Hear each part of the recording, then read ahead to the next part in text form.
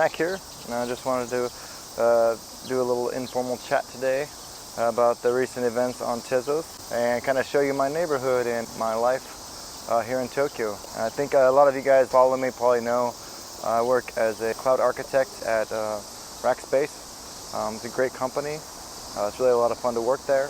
I lived here for 12 years. I speak Japanese and English, master's in project management, and as you know, I'm a big Tezos fan.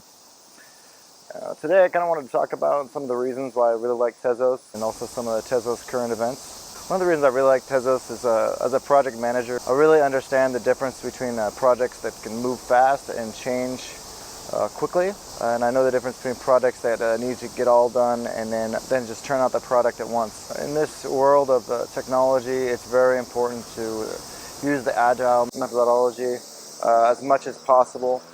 Here in Japan, a lot of companies, they fail because they don't adapt the agile methodology.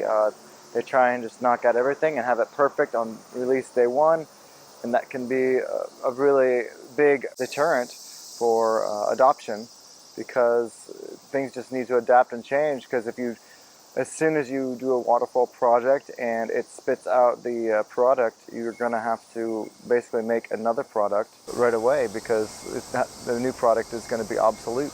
And that's what Tezos aims to achieve with its internal governance concept. Yeah, like Tezos has upgraded multiple times. It's adapted to really good features, Z-snarks. It's lowered gas fees so that it can compete with Ethereum. In the future, if it needs to lower gas fees even further, if the Tezos price skyrockets, you won't have to worry about high gas fees, because of the fact that, I mean, it can change every 3 months, and we can even change the length of time it takes to change. So now the governance protocol can do all of that.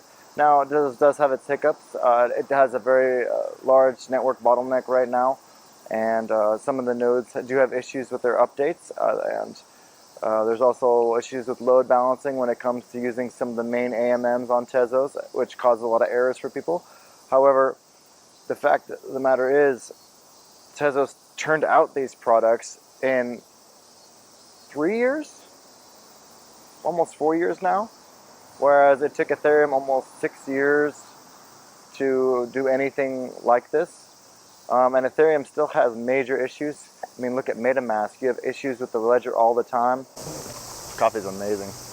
So yeah, I mean, like I said, it has Z-snarks. It's lowered the gas fees. It's lowered requirements to enter the baking. Next upgrade, they're going to lower the block time, so it's going to be a lot faster. Right now it's a minute. Next upgrade is going to have a 30-second block time, so it's going to be much faster. The node sizes are going to be much smaller. That's going to make it much easier, a lower barrier to entry for new bakers to join and go ahead and get their node started. You can run it off like a little USB, starting with the next upgrade. They're going to have Tendermint coming up probably with the next upgrade. What Tendermint basically means is, as soon as you send a transaction to, say for instance, Binance or Coinbase, you only have to wait for 1 or 2 confirmations for the transaction to be permanent. Tezos was focused on the privacy aspect, and Tezos they basically have privacy almost completely mastered, I would say, with Maelstrom. You're able to basically put Tezos into a smart contract and then have them sit there. You can use a password to get them out. You don't have to pull them all out at once. To anonymize your transactions, you can basically put 20 Tez in there, give someone the password, and they can pull it out into their wallet a month later or 2 months later if they want. It's good for long-term storage, although it doesn't earn any baking rewards. I think this agile methodology that Tezos has is really, you know, it's gonna last a long time. It can upgrade through anything. Oh yeah, this guy's working out over here. Work out. Can you see him? Oh no. I should work out at this park, I think. But yeah. Alright, I'm gonna go for a walk. Get this going. Oof. So we're about to walk over to Tokyo Tower. I'm gonna show you guys that. Sweet. Okay. And this coffee is really good. So yeah, I just got the second Moderna shot. Dang, that thing is like a peanut butter in the arm. It does not feel good. But I have a feeling my arm is gonna be limp tomorrow. Another thing I want to talk about regarding Tezos is the ridiculous amount of money that the Tezos Foundation, has in the war chest. Comparatively to other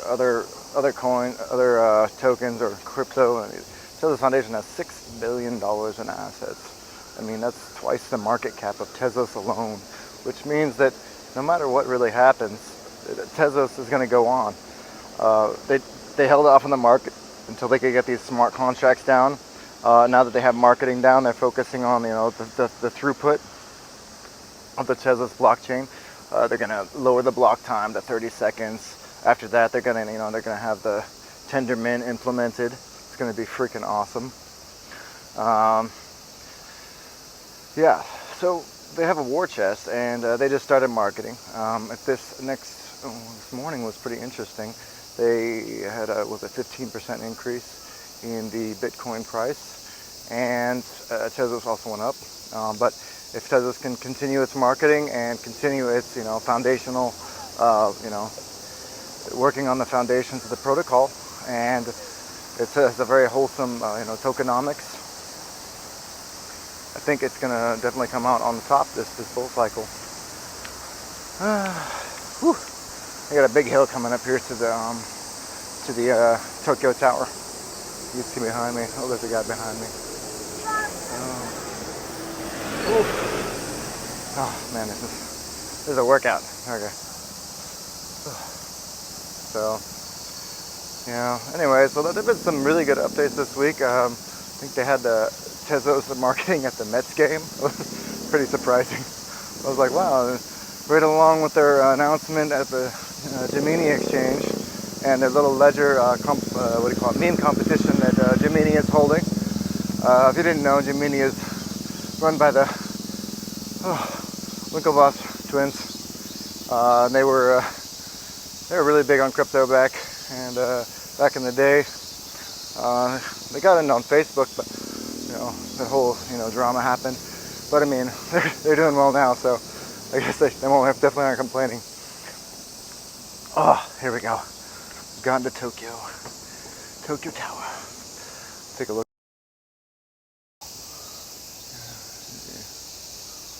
Ooh, very nice. As you can see, there's a very steep hill over here. Just walked up that hill. And sorry, this is my first time walking with this gimbal. It's on my iPhone. I was like, hopefully this turns out well. Like the microphone is picking up all the noise around me. But maybe not. Maybe I'm lucky. Oh, they have really good crepes up here. But I just had a chocolate chip cookie. Don't do it, Mac. Don't do it. Oh, look, they got a water fountain over here. Let's see if I can show you. Look at that little water show. Dang, I wish I had brought my swimming trunks. Oh, well, whatever. Maybe next time. I mean, they have another platform that launched this week called Use. I'm going to be doing a video on that, I think. And Tezotopia is due to launch their marketplace this coming weekend, on I think the 30th of July. I think I'm correct about that. If not, I'll leave it in the real date in the comments. But I think it's the 30th of July, which is very exciting.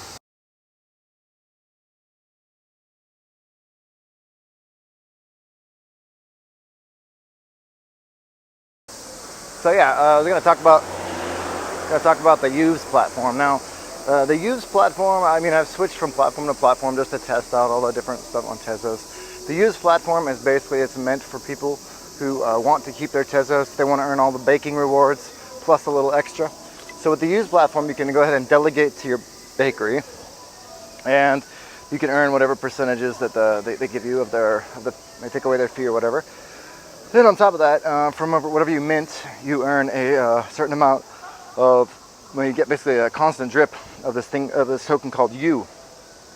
Now, U token is the governance token, as well as it earns a percentage of the fees that people pay for minting. So minting, you mint, like say $10,000, the fee is 1.6%. It's like, I mean, honestly, I minted it didn't even equal 1.6%. I think for me it was like about 0.9% or something like that. I don't know why it was so small, but I know there's a 0.4% yearly like what do you call it, maintenance fee, and that's all paid to the U holders if you stake your U on there. There's also if you stake your U on there, there's a possibility that they will be used in the case of a crash. Yeah, so when I was staking the U on there, I studied about 10 U. I was making about $1 or $2 a day on the fees. I think it only gives you the fees whenever somebody gets like what do you call it, a minting fee done, and then it just kind of splits it between all the U's who are the people who stake their U. And then once you stake more U or you unstake, that automatically gets sent to your account. I don't know. If I had any recommendation with that, I would say you should basically mint your UUSD, and then from there go ahead and save up your U, maybe sell some of it to cover the minting costs, and then convert it to UUSD, and then go ahead and put that in the staking farm. The UUSD staking farm stakes about, what was it, like 5.5% a year. It's not a whole lot, but it makes up for the fee, and you're getting that on top of the Baker rewards that you're getting for your Tezos that you put in. So say you put in 10,000 Tezos, you can basically mint about 1/3 of that right now. It's about 3,300 UUSD. You can mint 1/3 of the Tezos in that. I think they have a collateralization ratio of 1 to 3. So you can basically borrow up to 1/3 of your Tezos.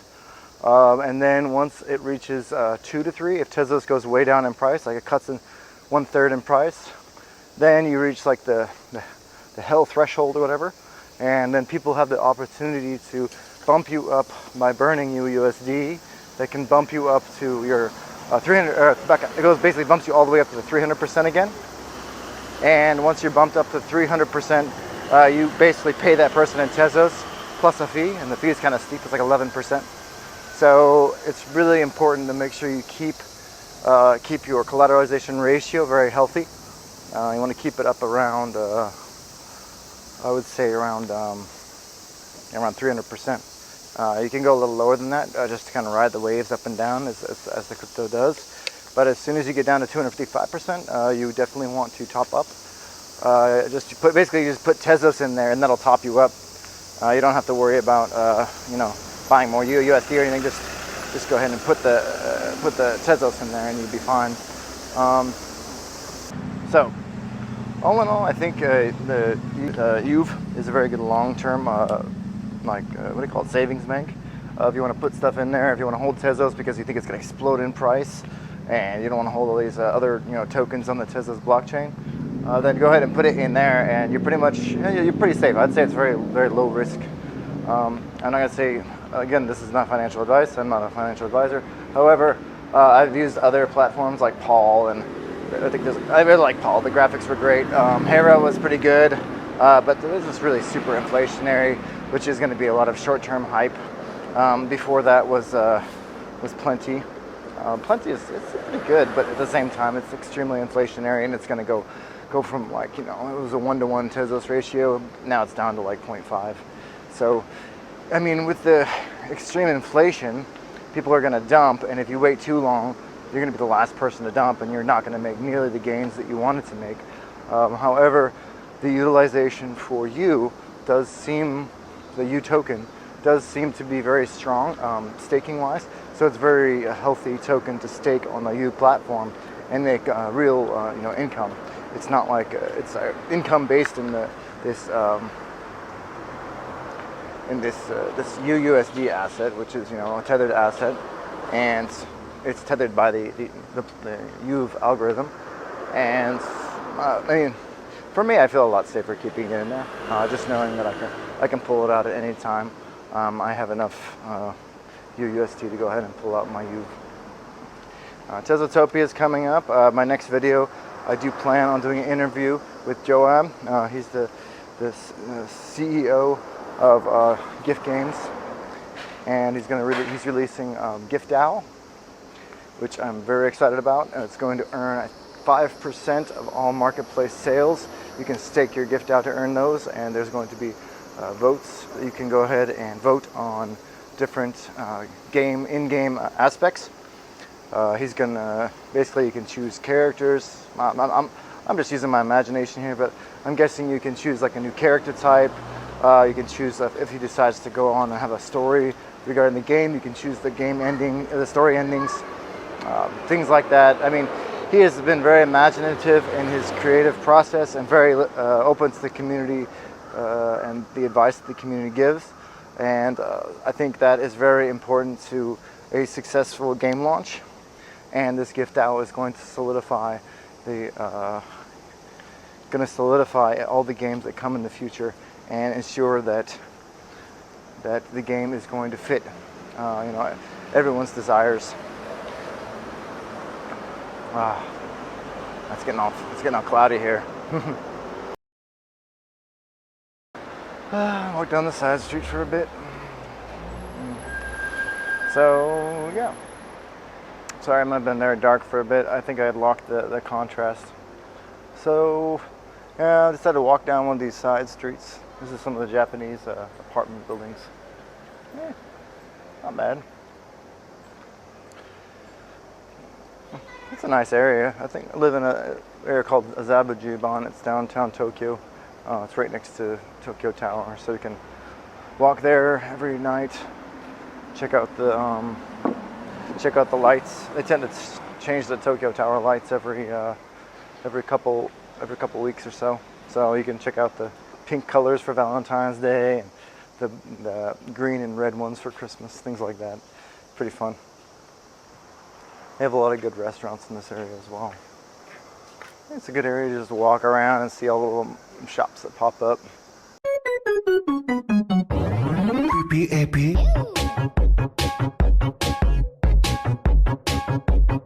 Another subject I wanted to touch on is governance, and not just Tezos governance, but the governance on the different tokens. I think governance is a little bit overrated in a lot of cases. I mean, if you have 10 governance tokens, you got to vote on those things every time. So I think governance tokens should be split a little bit with some sort of utility or some staking mechanism to earn like a portion of the rewards from the system itself.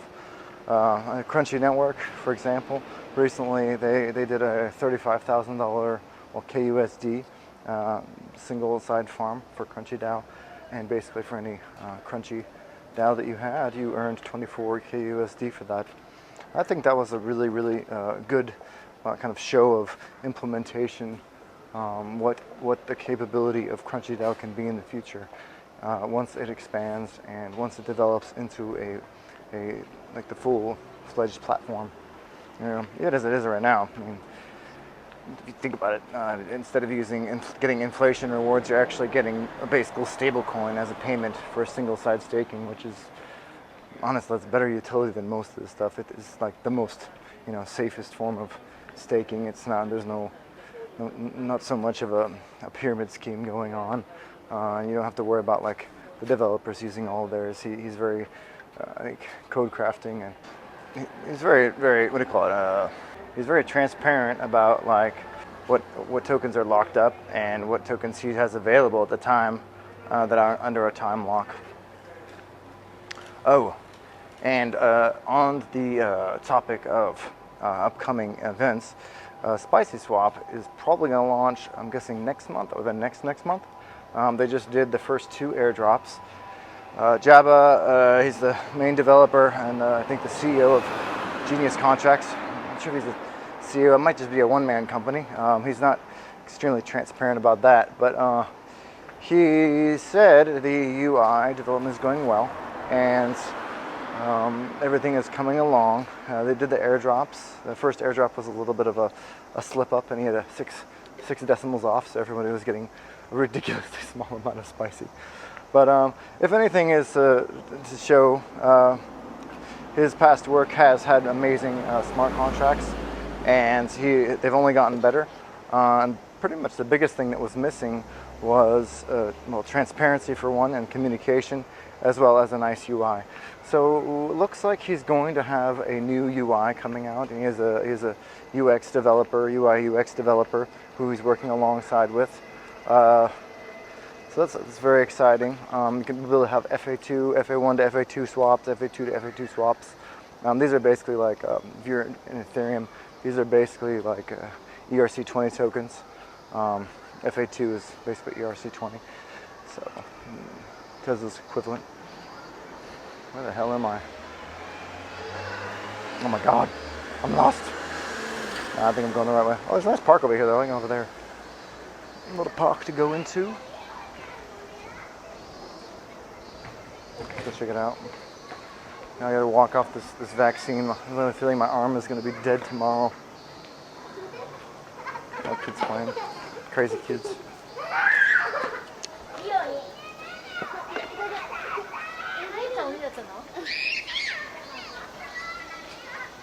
Hello! Hello, little kids! Ah.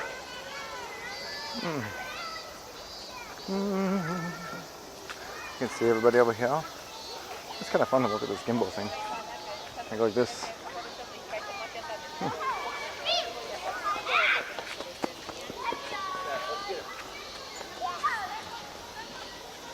Oh, the coppers are here. They're coming for me. God. Police are pretty much useless in Japan. There's like no crime. They have nothing to do. However, they have a presence.